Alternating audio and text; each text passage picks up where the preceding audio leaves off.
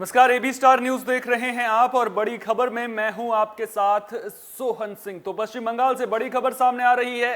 पश्चिम बंगाल विधानसभा में बीजेपी और टीएमसी विधायकों के बीच मारपीट हुई है। तो बड़ी खबर पश्चिम बंगाल से सामने आ रही है।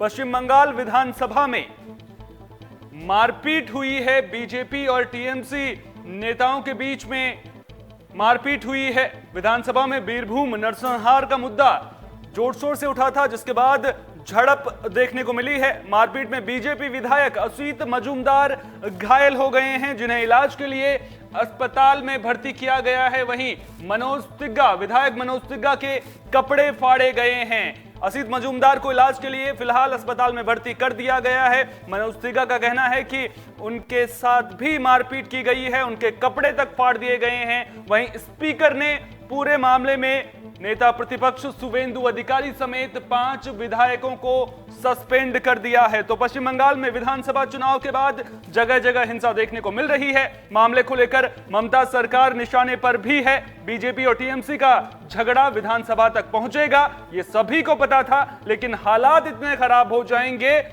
ये भला किसने सोचा था। जिन लोगों को जनता ने विधानसभा में अपनी आवाज बनाकर भेजा है, अगर वे लोग भी मारपीट पर उतर आएंगे तो सवाल तो खड़े होंगे ही।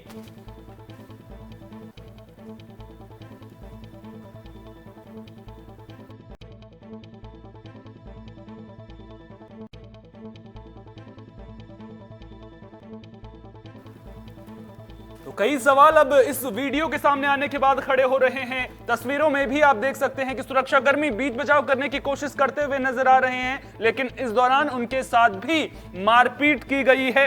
सदन की मर्यादा, स्पीकर की गरिमा, किसी का भी ख्याल नहीं रखा गया है और बीजेपी और टीएमसी के विधायक आपस में जमकर हाथापाई और मारपीट करते नजर आ रहे हैं। मारपीट में बीजेपी के विधायक असीत मजूमदार जो घायल हुए हैं, फिलहाल अस्पताल में उन्हें भर्ती किया गया है। मनोज तिग्गा के कपड़े तक फाड़े गए हैं। इस घटना के बाद बीजेपी टीएमसी पर हमलावर हो गई है। ममता सरकार की कार्यशैली पर सवाल उठाए जा रहे हैं। वहीं विधानसभा स्पीकर ने विधानसभा में नेता प्रतिपक्ष शुवेंदु अधिकारी समेत 5 विधायकों को सस्पेंड कर दिया है। पश्चिम बंगाल में विधानसभा का सत्र बुलाया गया था। विधानसभा की कार्यवाही शुरू जैसे ही हुई उसके बाद पश्चिम बंगाल में हिंसा और कानून व्यवस्था को लेकर बीजेपी विधायकों ने टीएमसी सरकार पर आरोप लगाए। विधानसभा में बीरभूम हिंसा का मुद्दा भी उठा।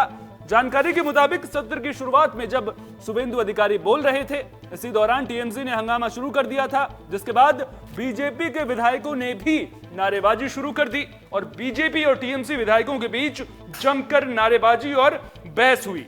यहां तक तो सब कुछ ठीक था, लेकिन इसके बाद विधायक सीट से उठकर वेल पर आ गए और आपस में धक्का मुक्की करने लगे।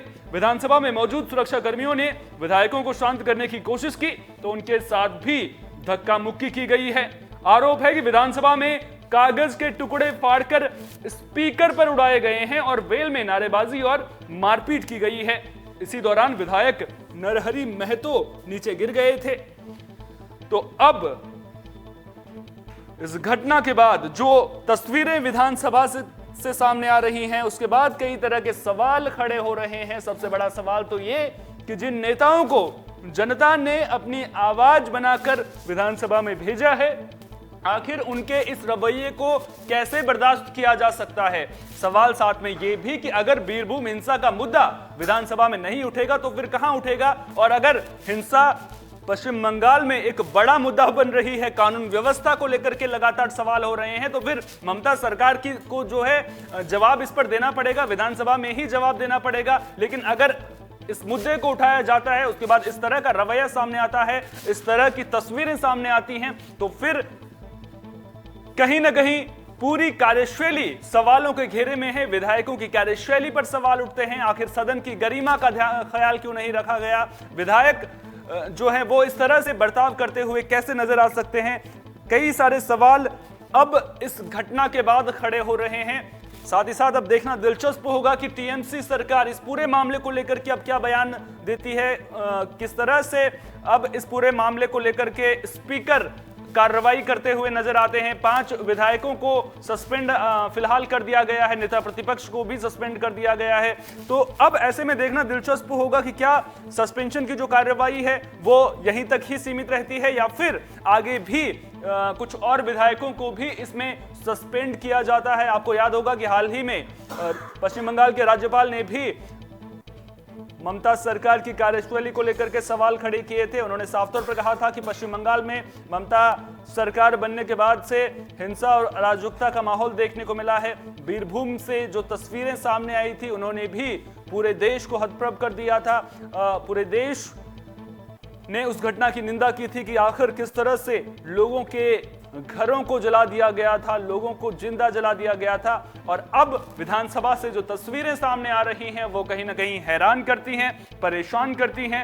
उम्मीद करेंगे कि जो इस पूरे मामले के दोषी हैं उनको सजा जरूर मिलेगी। साथ ही साथ बीरभूम मामले को लेकर के जो कोई भी दोषी हैं उनके खिलाफ भी एक्शन लिया जाएगा।